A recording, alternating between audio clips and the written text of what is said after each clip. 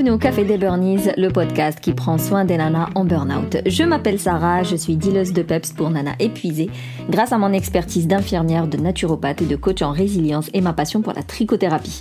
Ma mission est de t'aider à déculpabiliser, à sortir de ton isolement, à retrouver ta confiance en toi et reprendre goût à la vie. Alors chaque semaine, que ce soit en solo ou avec une nana inspirante, on parlera dévalorisation, échec, harcèlement, mal-être, mais aussi résilience, espoir, épanouissement, reconversion pro et bien sûr trichothérapie.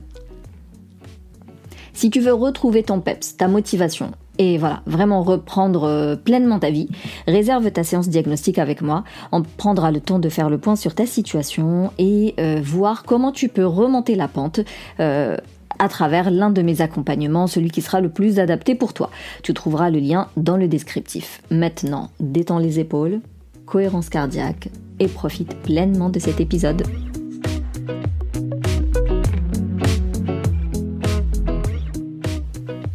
Alors, aujourd'hui, on va parler de l'importance de faire une évaluation personnelle. Pourquoi est-ce si important de se poser des questions sur soi, des questions existentielles, mais des fois des questions très très simples et basiques, mais qu'on nous a jamais appris à nous poser. Et surtout, pourquoi le fait de se poser autant de questions, peut transformer ta vie, ça fait vraiment phrase de dev perso, mais comment ça peut t'aider à mieux vivre ton quotidien, comment ça peut t'aider à éviter le burn-out, comment ça peut t'aider à en sortir si jamais tu es déjà dedans, et donc d'éviter toute rechute. Comme tu le sais, on est dans une société qui fait qu'en fait on court après le temps, mais alors tout le temps, t'as l'impression de ne jamais terminer tout ce que t'as à faire, t'as l'impression d'être toujours à la bourre. Personnellement, je suis choquée quand je vois que y a une semaine qui est passée, ça fait déjà 5 semaines que je suis revenue, je sais pas, moi j'ai passé 2 mois en Algérie, mais vraiment j'ai rien vu passer, c'est impressionnant comment le temps court, mais il court. Je sais pas pourquoi il est pressé comme ça. Et nous, nos tâches, elles sont toujours les mêmes et elles prennent toujours du temps et on a du mal à les accomplir, on a du mal à aller au bout de notre to-do list, on a du mal à atteindre nos objectifs. Voilà, on se plaint tout le temps de ne pas avoir assez de temps pour faire tout ce qu'on a à faire.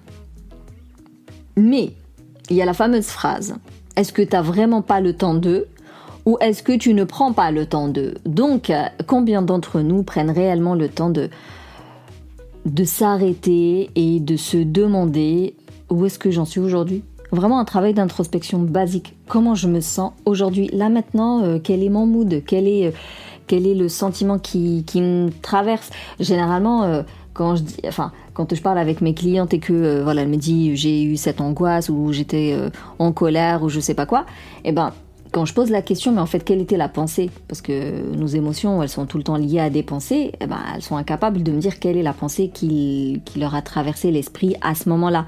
Mais parce que on est trop en mode automatique, en mode speed, j'ai pas le temps, et en fait, on se pose pas 2 secondes pour s'auto-analyser au final.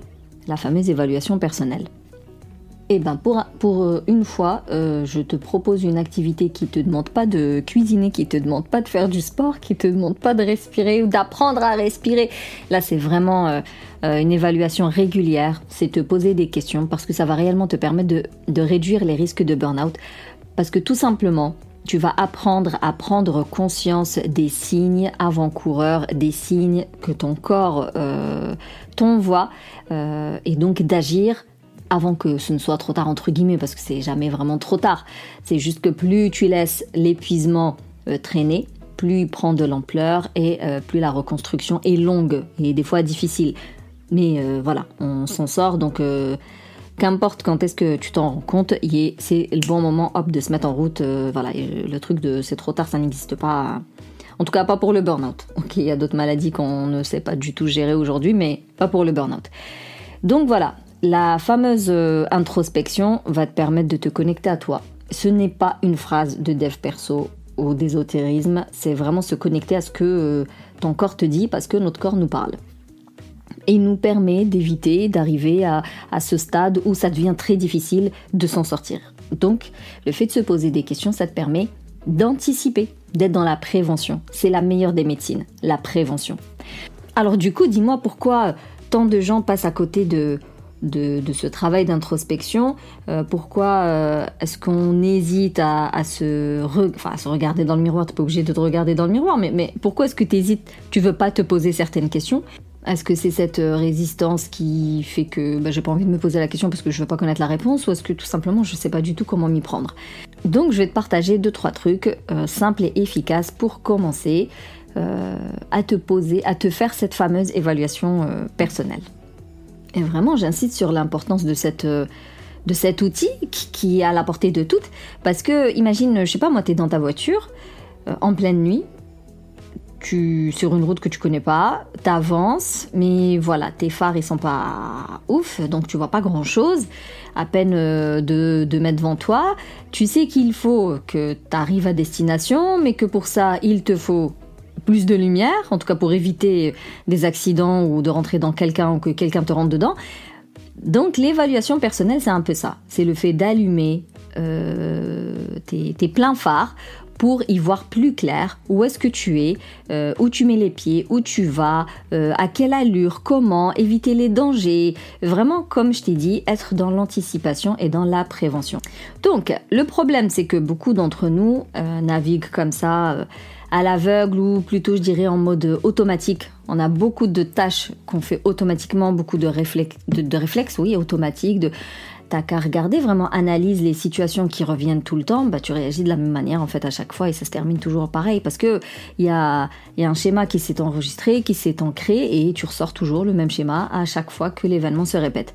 Donc t'avances, tu prends des décisions, tu t'engages dans des projets, mais sans vraiment savoir si c'est déjà aligné avec tes valeurs, avec tes aspirations, si t'en as envie ou pas, si ton état santé mentale, émotionnelle et physique est capable de gérer ça ou non. Donc tu finis par te retrouver épuisé, perdu, burn-in, burn-out, vraiment ce fameux mal-être général. Vraiment les conséquences peuvent être désastreuses, que ce soit au niveau de ta santé mentale, de tes relations, de ton bien-être général, de tes projets pro, des projets perso. Je pense que là, pour le coup, je ne t'apprends rien. Donc, qu'est-ce qu'on fait maintenant? Alors, je sais que je dois m'auto-évaluer. Comment je fais? Par quoi je vais commencer? Comment ça se passe? Comment ça se présente, ce truc-là? Je te propose 3 étapes. Bien sûr, ce n'est que la surface. Mais honnêtement, pour commencer, c'est déjà pas mal. Premièrement, c'est de fixer un rendez-vous régulier avec toi-même. Ça peut être 5 minutes, 3 minutes, 30 secondes... Non, on va pas abuser. Si tu peux avoir 10 minutes, c'est déjà très bien. Si au fil des jours, tu peux même te donner une demi-heure, c'est excellent. Donc vraiment, essaye de caler en tout cas un temps pour toi. Moi, je dirais chaque jour. Parce que si chaque jour, tu peux pas te donner 30 minutes, c'est que vraiment, y a un problème et tu as besoin d'aide pour revoir ta façon de vivre tes journées, ta façon d'organiser ton quotidien et ta façon de te comporter avec comment on appelle ça, avec ta to-do list ou avec les événements qui tombent dessus. Enfin, il y a vraiment de la réorganisation à faire d'une part, mais surtout, il y a beaucoup de réajustement de soi, c'est-à-dire dépasser les croyances limitantes qui alimentent cette désorganisation, ce débordement. Enfin, c'est pas possible de pas pouvoir se donner une demi-heure par jour. C'est problématique, je dirais même. Mais je vais pas te culpabiliser ou on va pas commencer costaud comme ça dès le début. Donc si t'arrives à avoir 10 minutes, c'est déjà excellent. Mais il faut que ce soit quotidien, honnêtement. Et pendant ces 10 minutes, t'as un petit cahier, t'as un stylo ou même sur ton téléphone. Après, c'est beaucoup mieux d'écrire. Je pense que si t'écoutes mon podcast, tu sais que je le recommande toujours. Écrire, c'est toujours mieux. Déjà, au moins l'écran, voilà, on le met de côté. Parce que si t'as le téléphone dans les mains, automatiquement, tu vas terminer sur un réseau social. Donc hop, on laisse ça de côté. On sort un cahier, on sort un stylo et on se pose des questions comme comment je me sens aujourd'hui? Qu'est-ce qui m'a fatiguée aujourd'hui? Qu'est-ce qui m'a stressée? Qu'est-ce qui m'a mise en colère? Qu'est-ce qui m'a donné la boule au ventre? Qu'est-ce qui m'a angoissée? Mais aussi, qu'est-ce qui m'a fait sourire? Qu'est-ce qui m'a chatouillé le bide? Je sais pas, mais qu'est-ce qui m'a mis bien? Donc vraiment, histoire d'analyser ta journée en termes d'émotions, de sentiments, de ressentis. Deuxième étape, ça va être d'analyser tes comportements et habitudes. Encore une fois, tous les jours. Bon alors aujourd'hui, qu'est-ce que j'ai fait concrètement? Mes routines. du matin au soir, en fait, comment ça s'est déroulé ma journée, où est-ce que j'ai perdu du temps, quelle est l'activité que je fais tous les jours et qui me fait du bien, quelle est l'activité que je fais tous les jours et qui me gonfle, qu'est-ce qui est bénéfique pour moi, qu'est-ce qui est néfaste pour mon bien-être et quelle habitude je peux changer, améliorer, arrêter, reprendre, mettre en place, vraiment analyser le comportement et les habitudes que tu as. Et voir laquelle. Alors encore une fois, on commence petit à petit, une habitude à la fois, un comportement à la fois, et on se dit, demain, je fais différemment. Et la troisième étape, ça va être de définir tes priorités, parce que comme je viens de dire, on ne peut pas tout changer. On y va tout doux. Je préfère y aller tout doux, que ça mette du temps, mais avoir plus de probabilité de réussite, que de me lancer des gros objectifs de malade et ne rien faire du tout, et donc avoir très peu de probabilité de réussite. Le long terme, allez, on va dire le moyen terme est ton meilleur ami. Il faut vraiment voir les choses à 3, 4, 5 mois. Pas, allez, dans 2 semaines, je suis pompée, hop, je reprends le boulot, le marathon et le tour du monde en voile, à voile. Je sais pas comment on appelle ça. Donc vraiment des petits objectifs. Alors du coup, tu es obligé de prioriser. Tu auras plein de choses, tu auras plein d'envies, mais tu pourras pas tout faire, en tout cas pas tout de suite en même temps.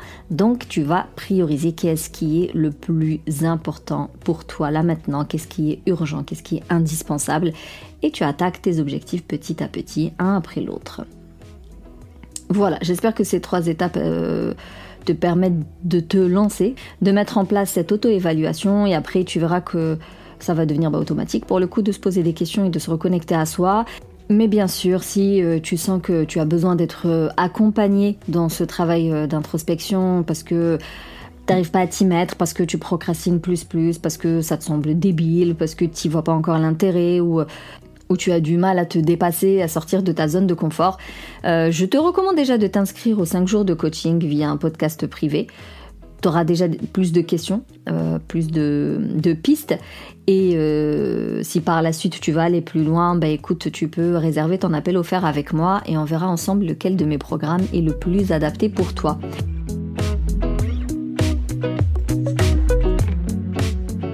En tout cas, merci plus pour ton écoute. Si tu veux soutenir le Café des Burnies, tu peux me laisser un avis, me laisser 5 étoiles sur la plateforme de Apple Podcast. Tu peux partager le podcast tout autour de toi. On ne sait jamais le bien qu'il pourrait faire. Et si tu veux échanger sur cet épisode ou une problématique en particulier en lien avec ton épuisement, je te donne rendez-vous sur Telegram, dans notre safe place, ou voilà, tu m'écris via Instagram, bref, tu sais où me trouver. Alors, on se capte la semaine prochaine pour un nouvel épisode, et d'ici là, booste ton feeling good.